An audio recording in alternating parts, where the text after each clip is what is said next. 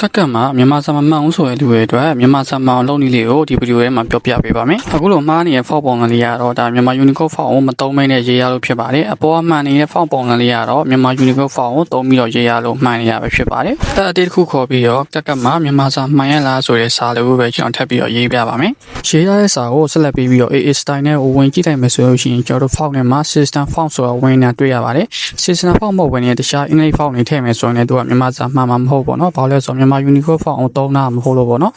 အဲ့တော့ကျွန်တော် my font တွေကိုဝင်ပြီးတော့ကိုမြန်မာ Unicode font လေးကျွန်တော်ထည့်လိုက်မယ်ပေါ့နော် my font ထဲမှာဆိုလို့ရှိရင်လည်းဒါကျွန်တော်ထည့်ရတယ်မြန်မာ Unicode font လေးရှိရပေါ့နော်အမှာတစ်ခုခုကိုရွေးလိုက်မယ်ဆိုလို့ရှိရင်သူ font လေးမှန်သွားပါပြီ okay ဆိုတော့ဒီမှာ font ကတိတ်မပေါ်လို့တော့ effect လေးတစ်ခုထည့်လိုက်မယ်ပေါ့နော် font နဲ့ပြန်ဝင်ပြီးတော့ကျွန်တော်တို့ဒီ system font တွေတခြားအင်္ဂလိပ် font တွေကိုထည့်ကြည့်မယ်ဆိုလို့ရှိရင်လည်းသူက